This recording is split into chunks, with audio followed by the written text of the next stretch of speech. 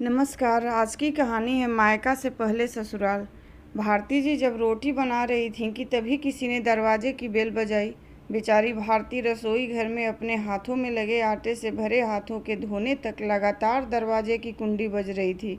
वह लगातार बोल रही थी, थोड़ा रुको, मैं आ रही हूँ।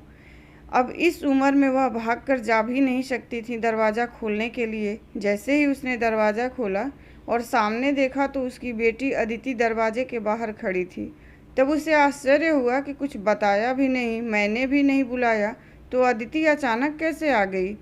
अपनी बेटी को देखकर भारती बोली, आने से पहले बताना तो चाहिए था। अकेले ही आई हो क्या? जमाई जी और बच्चे कहाँ हैं? भारती ने एक साथ कई सारे सवाल किए। तभी अदिति बोली, माँ, क्या कोई अपनी प्यारी इकलौती बेटी का ऐसे स्वागत करता है? मुझे लगा कि तुम मुझे अचानक देखकर बहुत खुश होगी और सबसे पहले मुझे गले लगा लोगी, पर यहाँ तो उल्टा ही हो रहा है। शायद तुम दुनिया की पहली माँ होगी जो बेटी को ससुराल से अपने घर आते देख खुश होने के बजाय चिंता में पड़ गई। क्या मैं अकेली इस घर नहीं आ सकती? क्या हमेशा दामाद और बच्चे के साथ ही आना जरूरी है? बोलकर अदिति घर में प्रवेश कर गई और अपना सामान रखकर बोली, भाभी कहाँ पर हैं? भाभी, जल्दी चाय नाश्ता लेकर आओ, आपकी ननद आई है। बहू घर पर नहीं है, अपने मायके गई है, माँ ने कहा। अच्छा, इसलिए तुम घर संभाल रही हो और खाना बना रही हो? माँ, तुम्हारी बहू के तो बड़े ठाठ हैं। बहू मौज से घूम रही है और सास घर संभाल रही है। देखो ना, आपने बहू के आने से पहले ही खाना बना रखा है। उसे घर आकर कुछ भी काम करने की ज़रूरत ही नहीं पड़ेगी। बड़े नसीब लेकर आई है आपकी बहू। और एक मैं हूँ जिसे उसकी सास कभी एक गिलास पानी भी नहीं पूछती, अदिति ने ताना मारते हुए कहा। बेटा, प्यार और इज्जत ऐसी चीज़ है जो हम पहले किसी को देते हैं, फिर उससे अपेक्षा रखते हैं कि वह हमें भी वापस दे, माँ ने उसे समझाते हुए कहा। माँ ने आगे कहा, हर एक लड़की को अपने ससुराल में जगह बनानी पड़ती है। वहाँ कुछ भी आसानी से नहीं मिलता। तुम अपनी सास से एक गिलास पानी की अपेक्षा करती हो? तुम तो उनकी बहू हो। तुम बहू हो, फिर भी तुमने कभी उन्हें एक गिलास पानी दिया है क्या? तुम शादी के बाद ससुराल में रही ही कितने दिन? जब तुम्हारे मन को लगा तब अपनी बैग भरी और सीधा मायके आ जाती हो। मायका और ससुराल एक ही शहर में है, इसका मतलब ऐसा नहीं होता है कि तुम जब चाहो तब मायके आ जाओ और चाहो उतने दिन रहकर वापस ससुराल चली जाओ। मायके में भी बेटी को मान सम्मान तभी मिलता है जब बेटी ससुराल का मान सम्मान रखकर मायके में कुछ दिनों के लिए आती है, तभी उसे मान सम्मान मिलता है। ऐसा हर रोज़ बिन बुलाए कोई कारण न होते हुए भी कोई बेटी मायके आती होगी तो उसको साधारण पूछताछ भी कोई करता नहीं होगा। और तुम मेरी बहू को बोलती हो ना, तुम तो मेरी बहू की बराबरी ही मत करो। वह कभी भी बुलाए बिना अपने मायके नहीं जाती है, और गई भी तो वहाँ की कोई भी बात में वह कुछ नहीं बोलती।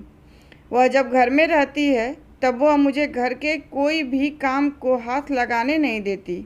अब मेरी इच्छा से घर का काम कर रही हूँ, वह मुझे काम करने को नहीं कह गई। अपनी बेटी को माँ के सिवाय अच्छा कौन समझ सकता है? मुझे तुम्हारा स्वभाव अच्छी तरह पता है। तुम्हारे ससुराल में सब लोग अच्छे हैं, तुम ही उनके साथ मिलजुल कर रहना नहीं चाहती। ससुराल तो ससुराल होता है और मायका तो मायका होता है। मायके में घर का काम अपनी मर्जी से होता है। ससुराल में सबसे पहले सबका दिल जीतना पड़ता है, सबको अपना बनाना पड़ता है। उसके लिए छोटों से लेकर बड़ों तक सबको प्यार करना पड़ता है। सबकी पसंद नापसंद का ध्यान रखना पड़ता है। सबसे प्यार से बोलकर सबको उनके घर के कामों में मदद करनी पड़ती है। तभी सब लोग घर में आई नई बहू को स्वीकार करते हैं, उसे अपना मानते हैं। तुम जिम्मेदारी लेने के लिए तैयार ही नहीं हो, इसलिए रोज़ रोज़ मायके चली आती हो।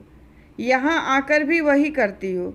अभी की बात देख लो, घर में कदम भी नहीं रखा, उतने में भाभी को ऑर्डर देना शुरू कर दिया। भाभी, मुझे चाय नाश्ता लेकर आओ। वह व्यक्ति घर में है या नहीं, वह कैसी है, उसकी तबीयत कैसी है, वह पूछना भी ज़रूरी नहीं समझा। घर में आए मेहमान की मेहमान नवाजी होती है, पर उनका बर्ताव, बोलना सामने के व्यक्ति को पसंद आया तो मेहमान नवाजी ना मांगते हुए पूरी होती है, पर तुम्हारा ऐसा बर्ताव मुझे ही पसंद नहीं आता तो तुम्हारे ससुराल के लोगों को कैसे पसंद आएगा। तुम बोलती हो ना मेरे बहू का बहुत ठाठ है, तो वो बात सही है। उसने यहाँ हमारा दिल जीत लिया है और हर एक के दिल में खुद की जगह बनाई है। वो रोज़ रोज़ तुम्हारे जैसी ससुराल के लोगों के साथ झगड़ा करके मायके नहीं जाती। इस वजह से ससुराल और मायका दोनों जगह उसकी इज्जत होती है। जब तक उसे अपने मायके से बुलावा नहीं आता तब तक वह जाती नहीं। आज माँ ने ही अपनी बेटी को उसके बर्ताव के दोष दिखाए, क्योंकि उसे लगता था कि अपनी बेटी को अभी नहीं समझाया तो वह उसे कभी नहीं समझेगी। तब तक बहू भी घर आ गई। उसने अदिति को देखते हुए बोला, अरे दीदी आप कब आई? मुझे फ़ोन किया होता तो मैं जल्दी घर आ गई होती ना। इस पर अदिति बोली, नहीं नहीं भाभी, मैं वापस जा रही हूँ। अभी ही मेरी सास का फ़ोन आया था, उनके सीने में दर्द हो रहा है, मुझे वापस जाना है। आऊँगी वापस कभी यहाँ। यह बोलकर अदिति अपना सामान लेकर चली गई। तभी उसकी भाभी ने उसे रोकने का प्रयास किया, पर उसकी सास ने ही अपनी बेटी को रोकने के लिए मना किया और अपनी बहू को बोली, बहू जाने दो उसे, पहले अपना घर संभालने दो, उसके बाद उसे मायके में आने दो। तुम भी किसी के नहीं बुलाने पर तुम्हारे मायके जाती हो क्या?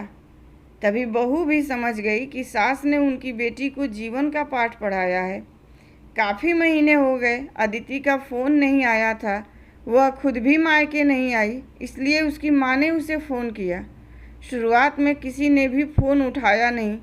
फिर थोड़ी देर बाद फ़ोन किया तो फ़ोन उठाया, लेकिन अदिति ने नहीं, उसकी सास ने उठाया। तभी उन्होंने उनकी तबीयत का पूछा। फिर दोनों की बातें शुरू हुई। तभी बीच में ही अदिति की सास ने उसकी माँ को धन्यवाद किया। तब अचानक उनके ऐसे बोलने पर उनको कुछ समझ में नहीं आया, इसलिए भारती जी ने वापस पूछा, आप किसी और से बात कर रही हो क्या? अदिति की सास बोली, नहीं नहीं, तो फिर आप धन्यवाद किसको बोल रही थी? भारती जी ने पूछा, आपकी बेटी अदिति बहुत समझदारी से बर्ताव कर रही है, सभी को अपना बनाने की कोशिश कर रही है, सभी की मनपसंद का खाना बनाकर खिलाती है, घर में बहुत आनंद का वातावरण बना है, कोई भी झगड़ा नहीं है, जैसे स्वर्ग ही बन गया हो मेरा घर। इसलिए मैं आपको धन्यवाद बोल रही हूँ। आपकी बेटी के अच्छे बर्ताव से यह दिन हमें देखने मिला। हम बहुत धन्य हो गए। पहले हमें उसकी तरफ से कोई भी अपेक्षा नहीं थी, पर आपने उसे समझा कर भेजा और उसके स्वभाव में बदलाव आया। आज उसी अदिति को मायके जाना तो दूर की बात है, फ़ोन पर बोलने के लिए भी उसके पास वक्त नहीं है। वह अपने गृहस्थी में व्यस्त हो गई है। धन्यवाद। कहानी पसंद आई हो तो लाइक कीजिए, शेयर कीजिए और मेरे चैनल को प्लीज़ सब्सक्राइब कीजिए।